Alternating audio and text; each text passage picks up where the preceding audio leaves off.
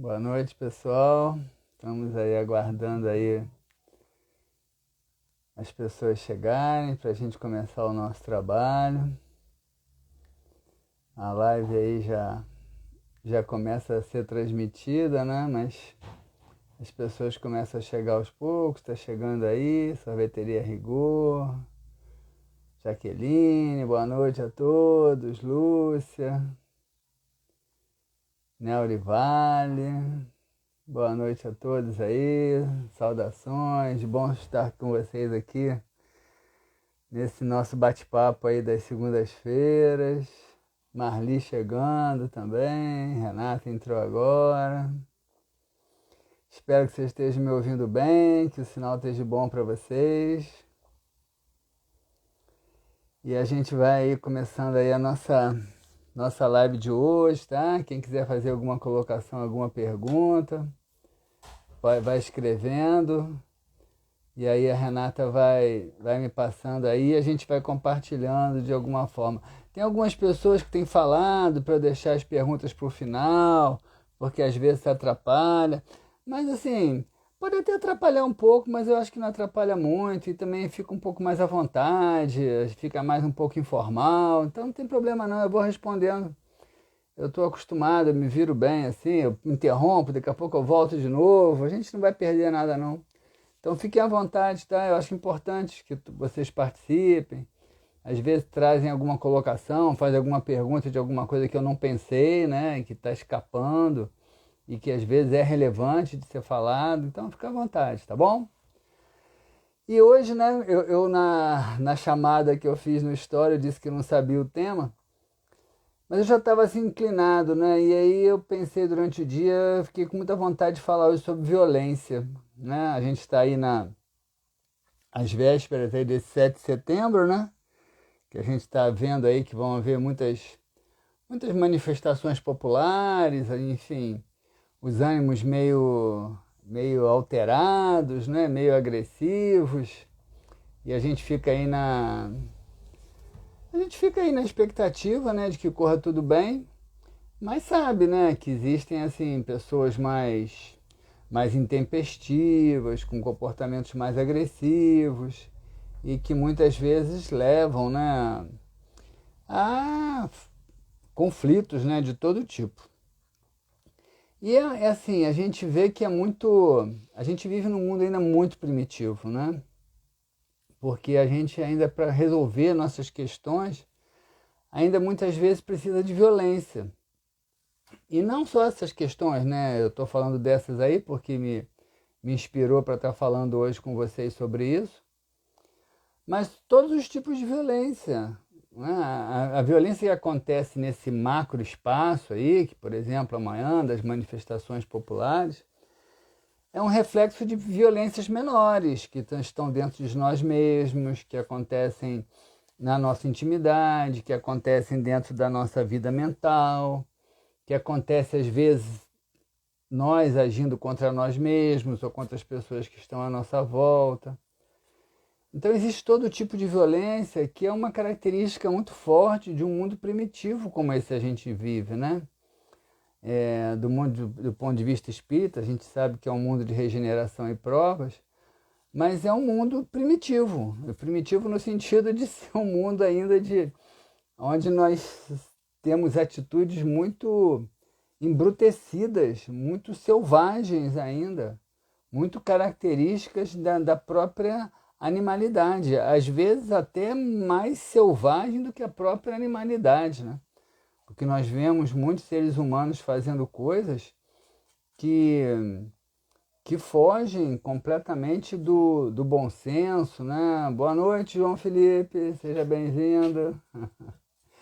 Que fogem muitas vezes do bom senso, né? Do mínimo de uma boa convivência social.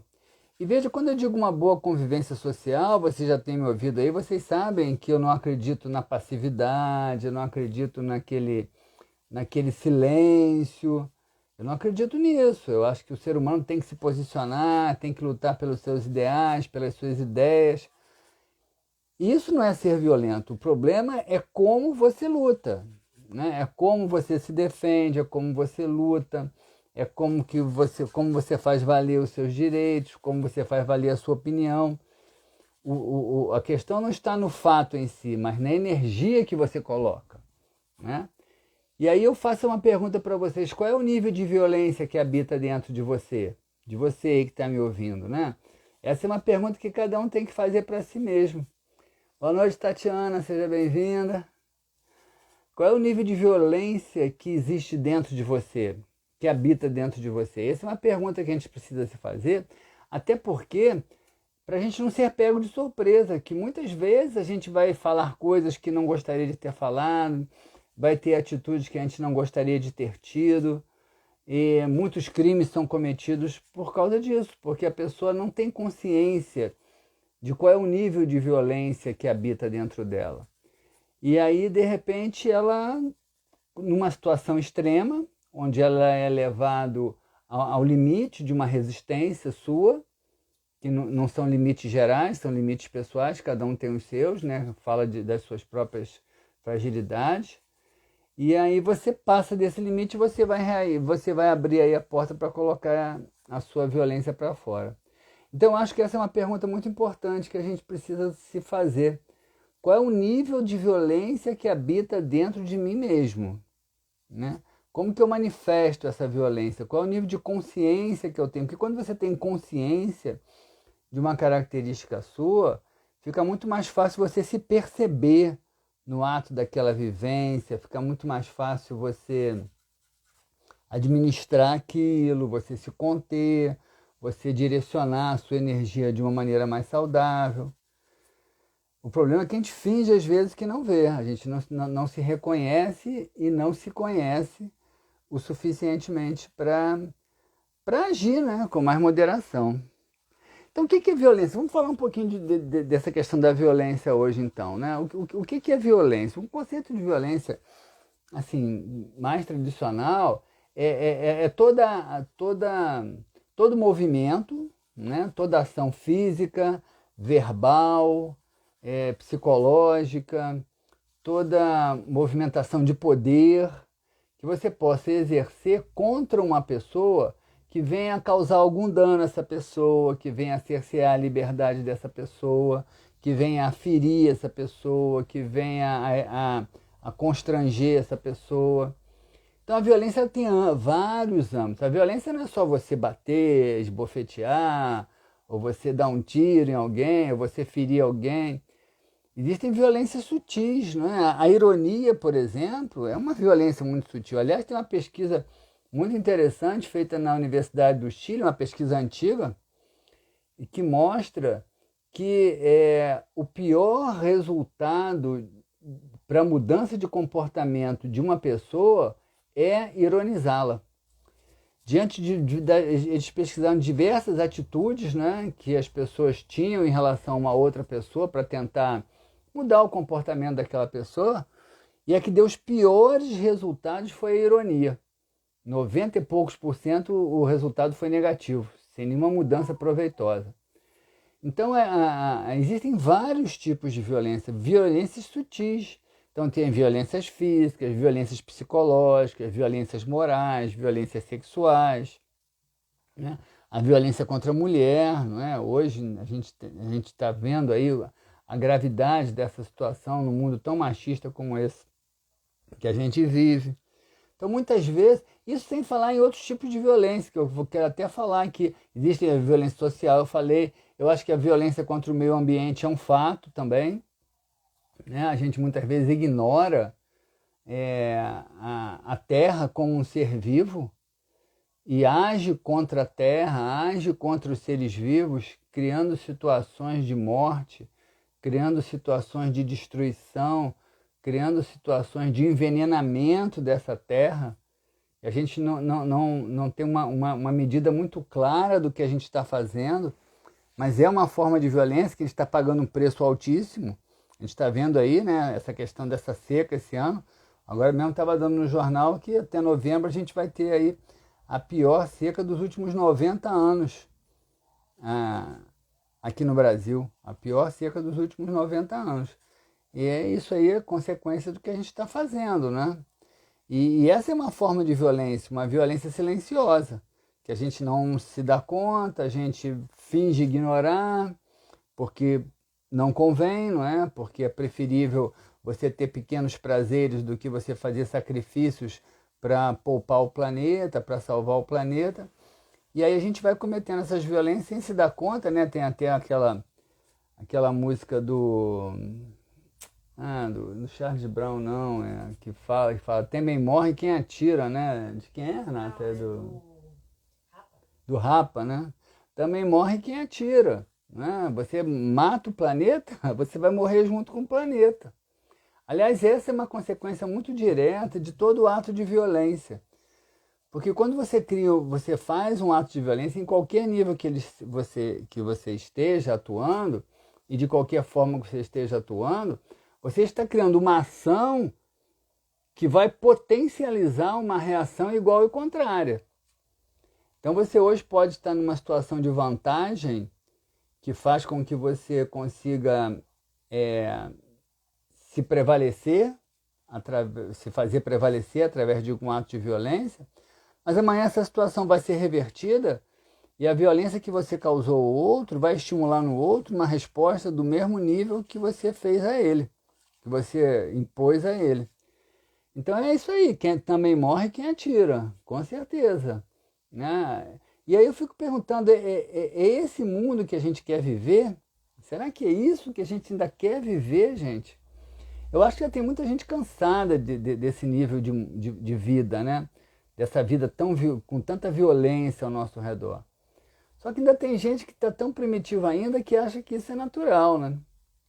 Então vamos lá, mas de onde vem essa violência, né? A violência, ela se constrói muito em cima dos nossos impulsos de agressividade. O Freud, ele vai colocar muito ele vai estabelecer uma balança, né, de impulsos de vida e de impulsos de morte. É claro que tudo isso tem uma complexidade, tem uma terminologia, que a gente não está aqui fazendo uma aula de psicanálise, a gente não vai entrar assim nessa profundidade. Mas de uma maneira superficial, existem dois grandes impulsos, né? Dois grandes instintos. Freud chamou isso de instinto, que geram pulsões. São dois grandes instintos. Eu vou chamar de impulso, acho que fica mais fácil para vocês entenderem.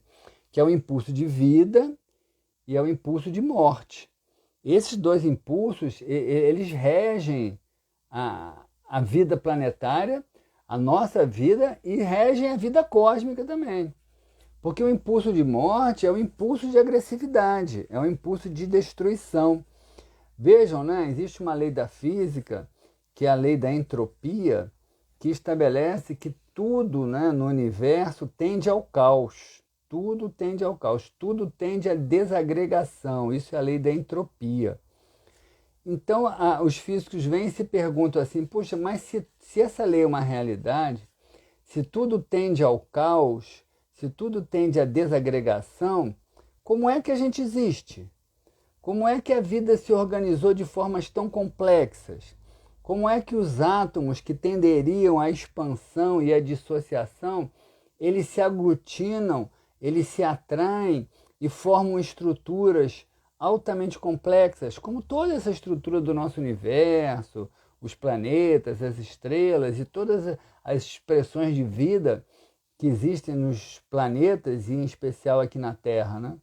Como que isso pode ter acontecido se existe uma tendência natural ao caos, à destruição, que é regida pelo impulso de morte?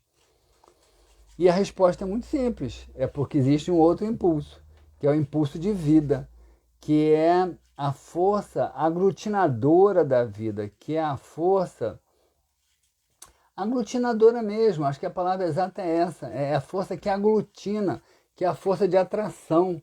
Essa força de atração que aglutina tudo, ela se contrapõe à força de morte. Então o universo ele é regido por esse equilíbrio.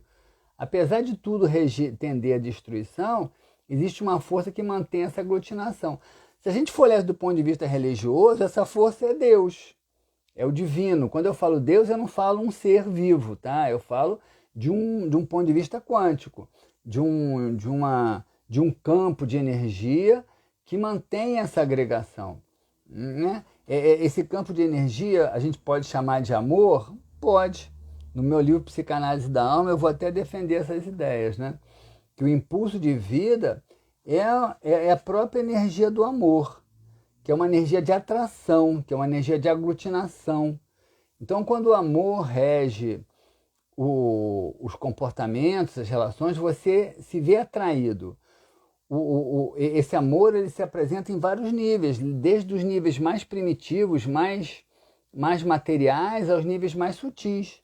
Quando o átomo se vê ligado a outro átomo e começa a estruturar uma forma física, né, como essa forma aqui, que vocês estão me olhando aí no vídeo de vocês, essa atração desses átomos é regida por uma lei de atração, que é uma expressão dessa lei do amor, que é uma expressão dessa lei de vida, que dá forma, dá essência, traz à vida essa matéria que estaria desagregada. Mas essa energia do amor ela vai se apresentar de formas mais sutis. O amor de uma pessoa pela outra, que já seria uma energia mais abstrata, né? Mais do sentimento. E de formas mais sutis ainda, o amor dos santos, o amor dos grandes mestres, dos grandes messias, esse amor cósmico, né? O amor do pisciano, né? Da pessoa de signo de peixe, que é iluminada, né? Porque tem a pessoa de signo de peixe que está na sombra. Mas da pessoa do signo de peixe, que é aquele amor universal, aquele amor cósmico, é uma expressão dessa forma de ligação, só que num nível muito sutil, muito sublimado, muito evoluído, muito expandido. Então a energia do amor é essa grande energia de atração que liga tudo, que mantém tudo junto. Eu sempre digo, né? A mesma energia que fazia o homem das cavernas pegar a mulher, arrastar pelos cabelos, fazer sexo com ela para procriar, essa mesma energia é que faz com que, por exemplo, Jesus tenha vindo até nós para nos orientar, para nos ensinar coisas. É a mesma energia. Só que naquele nível do homem das cavernas, essa energia estava muito primitiva. Mas era uma energia de atração, de ligação, de procriação. Essa energia sublimada, evoluída, aprimorada, ela vai se apresentar numa alma como Jesus, com esse amor cósmico, com esse amor marcado pela compaixão, que faz com que ele se sinta ligado a tudo e a todos. Aquilo que ele falou, né? Eu e o Pai somos um só. É a expressão ampla desse amor divino, desse amor cósmico. Então é esse impulso de vida que impede que o impulso de morte destrua tudo. Então a vida ela vai nessa balança. Quando uma pessoa chega ao final de uma existência física, é porque o impulso de vida não tem mais como permanecer naquele corpo, por algum motivo, ou por um acidente, ou por uma desagregação dos órgãos com a idade, ou por uma doença. Aquele impulso de vida não tem mais como ficar ali. Então ele se desprende daquele corpo. Na hora que o impulso de vida se desprende daquele corpo, o impulso de morte começa a agir desagregando as estruturas daquele corpo. E aí aquele corpo vai sendo consumido, ele perde a vida e ele vai retornando à sua condição de caos, à sua condição de matéria inerte, até chegar à sua condição de matéria desagregada.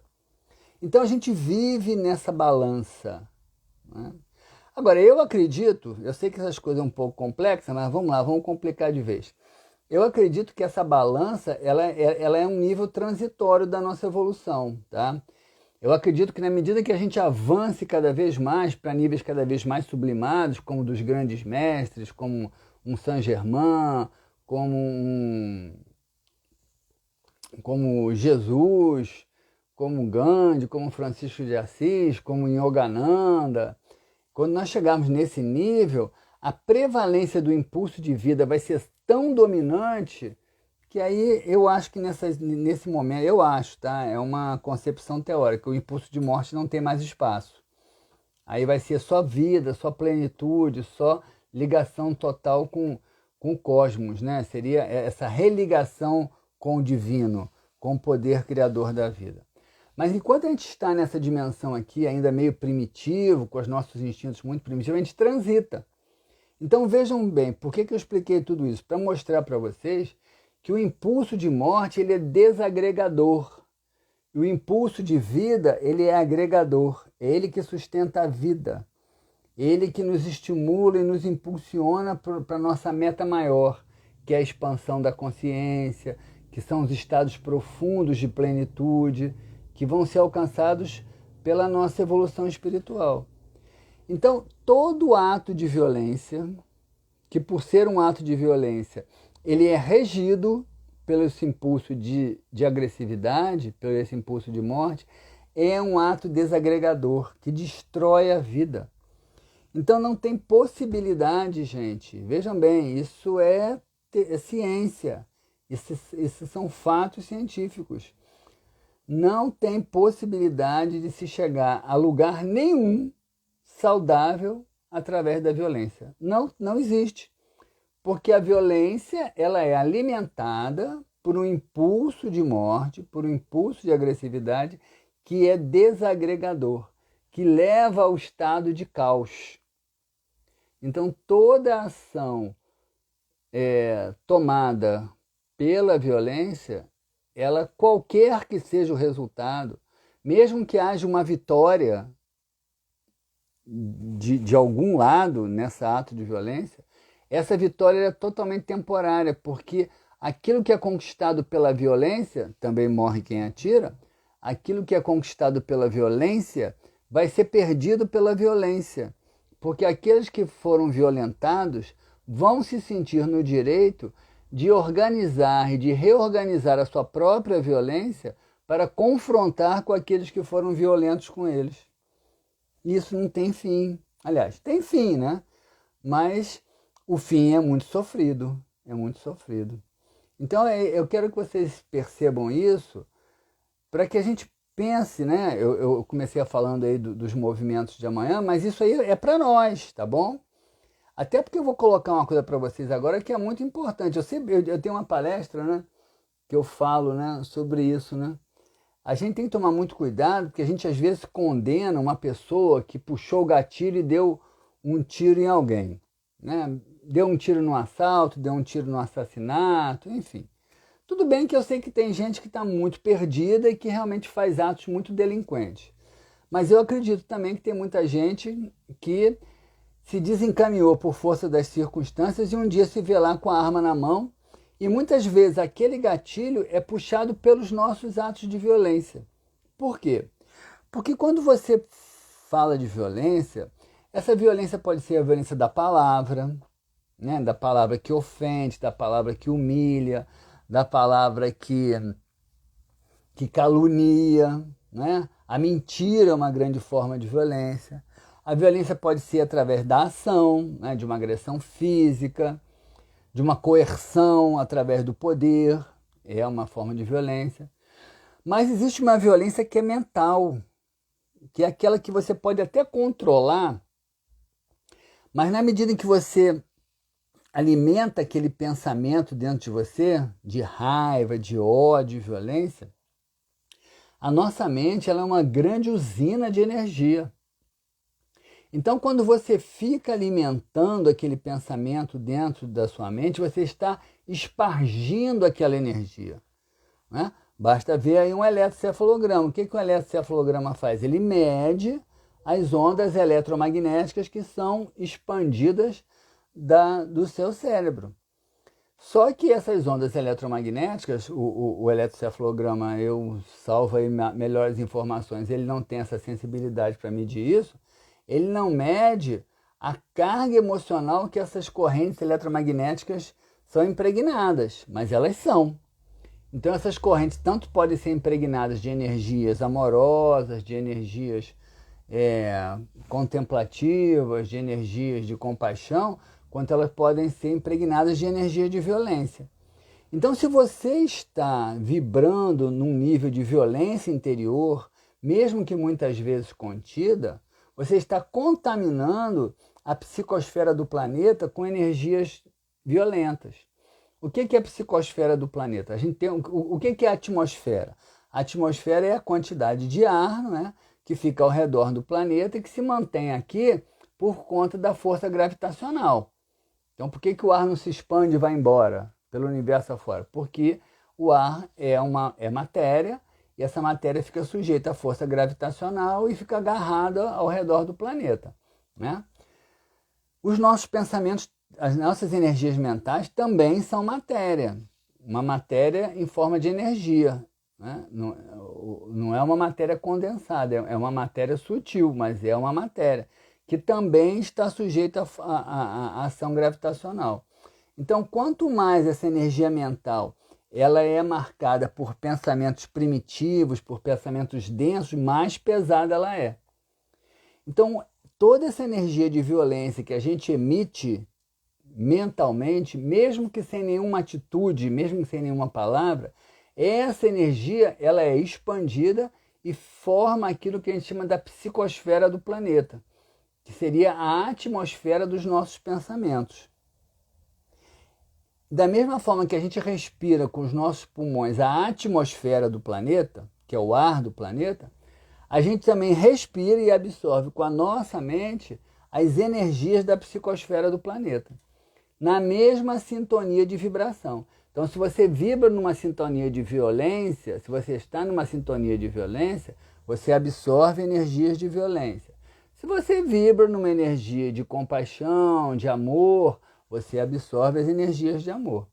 Então, muitas vezes, quando um criminoso desse vai e dá um tiro em alguém, ele está sendo alimentado pelos impulsos dele, claro, ele tem lá a responsabilidade dele, não estou tirando isso, ele merece ser preso, ele merece ser responsabilizado, não estou aí diminuindo a responsabilidade de ninguém, mas ele está absorvendo energias violentas que ele respira dessa psicosfera, energias que nós mesmos lançamos, cada um do seu jeito, do seu modo.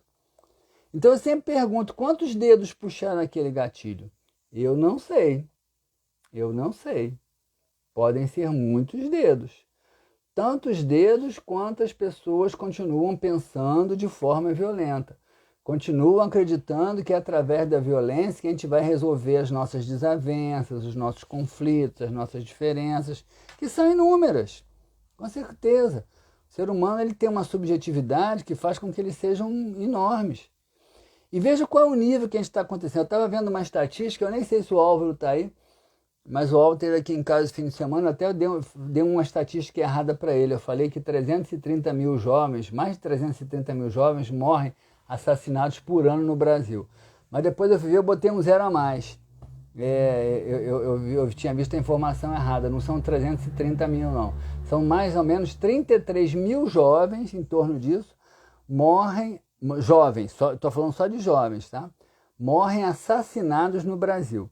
Claro que 330 seria muita coisa, mas 33 mil também é muita coisa. Isso é anual, né? Anual, é. Você pode botar aí uma média aí de 3 mil jovens morrem assassinados no Brasil por mês. O que daria aí em torno de 100 jovens assassinados por dia no Brasil. É uma estatística muito estranha, gente. Que mundo é esse que a gente vive, tá? E a gente está alimentando isso, né? Quando a gente vê um filme de violência, quando a gente deseja o mal do outro, quando a gente tem vontade de fazer alguma coisa muito ruim contra alguém que fez alguma coisa ruim com a gente também, a gente está alimentando essa psicosfera, gente. A gente precisa sanear essa psicosfera. E é um trabalho que não é a curto prazo, é um trabalho a médio e a longo prazo. Tem muita coisa para fazer aí.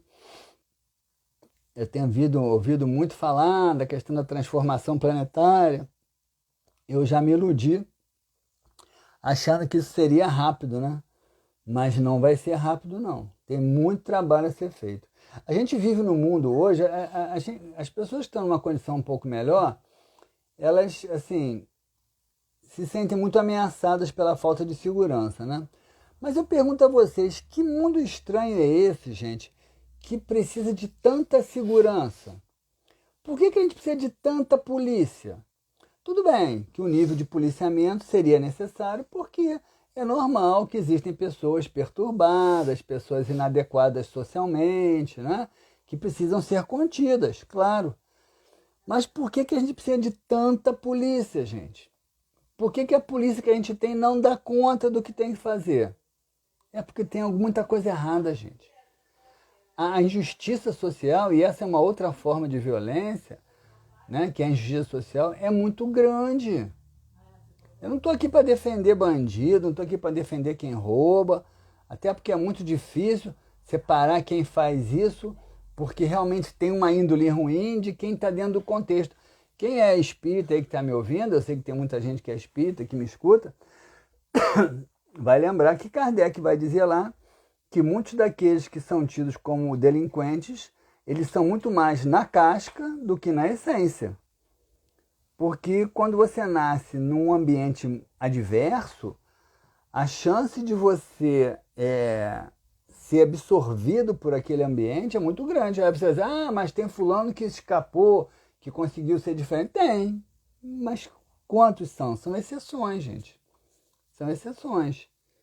Porque, assim, são ambientes muito perversos. São ambientes, a maioria de nós, que eu acredito que estão aqui me ouvindo, nunca viveu num ambiente desse, nem eu, né? Nem eu. Mas a gente sabe que são ambientes muito perversos. Aí,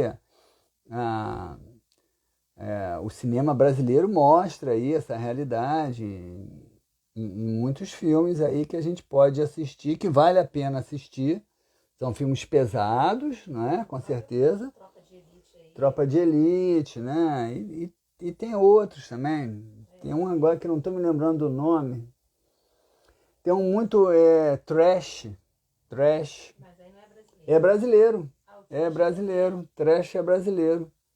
É um filme brasileiro que fala da vida de três jovens, né? Que moram nas ruas, na miséria absoluta. Eu já Pichote, muito antigo também. Pichote, né? E eu, por conta do meu trabalho, acabo lidando com pessoas que hoje estão, às vezes, numa condição um pouco melhor, mas que algumas vieram.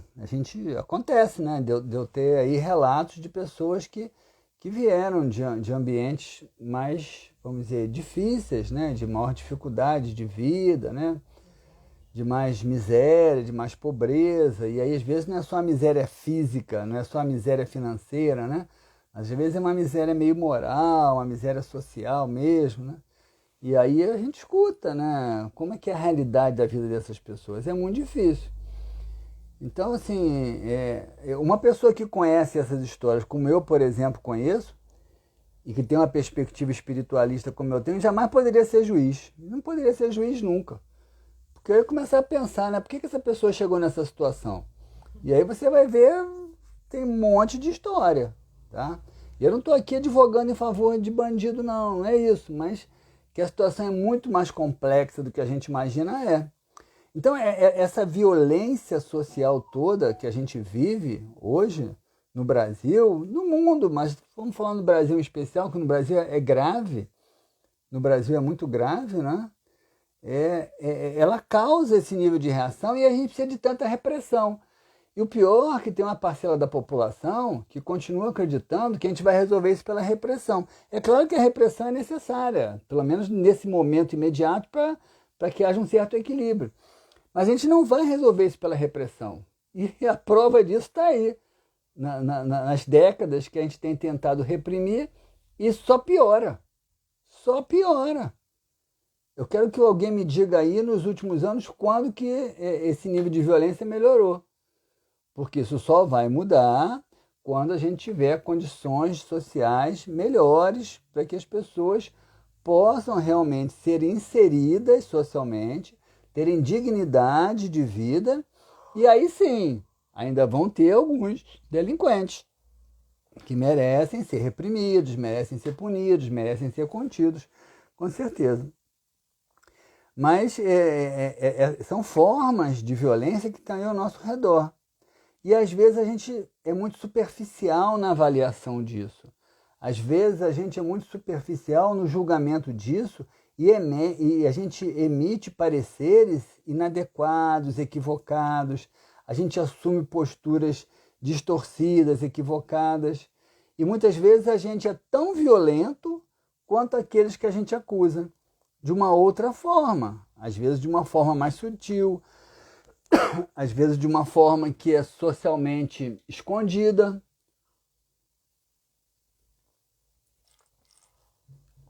Que é socialmente às vezes aceita, não é? Quer ver uma forma de violência? A gente fala, eu vejo muito isso, né? A repressão da maconha. Tá, é contra a lei, tem que ser reprimida, tudo bem. Mas e a repressão do álcool? Por que uma coisa pode e outra não pode? Já viram a quantidade de botequins que tem aqui em Saquarema? E as pessoas sobrevivendo, onde eu moro, né? E as pessoas sobrevivendo à custa de embriagar os outros. Outros que talvez vão chegar em casa e vão, e na maioria são homens, né? Vão violentar suas próprias esposas, suas mulheres ou para os seus próprios filhos. Isso são formas de violência que a sociedade tem como aceitável. Então, gente, a situação é muito mais complexa. Mas é importante que a gente entenda que a violência, conforme eu falei, ela é regida por impulsos de destruição, de desagregação, e ela não leva a gente a lugar nenhum. Ela só vai construir o caos. É a lei da entropia. Quando você tira a força do amor, quando você tira a pulsão de vida e prevalece a pulsão de morte, a tendência é o caos. A tendência é a desagregação, a tendência é a destruição. E a gente precisa aprender sobre isso, a gente precisa agir em cima dessa aprendizagem para que a gente possa construir um mundo melhor. Porque senão, a gente não vai ter mundo para viver. Vejam bem, eu há uns 10 anos atrás, quem me escuta aí nas palestras, quem convive comigo, ouviu eu dizer isso algumas vezes, né? Há uns 10 anos atrás eu já dizia, a gente está caminhando para uma teocracia no Brasil, uma teocracia protestante, evangélica. Eu dizia isso há uns 10 anos atrás, e o fato está aí, né? Hoje a gente tem um Estado que tem uma forte dominação protestante, forte. Estou dizendo forte para ser bonzinho, né?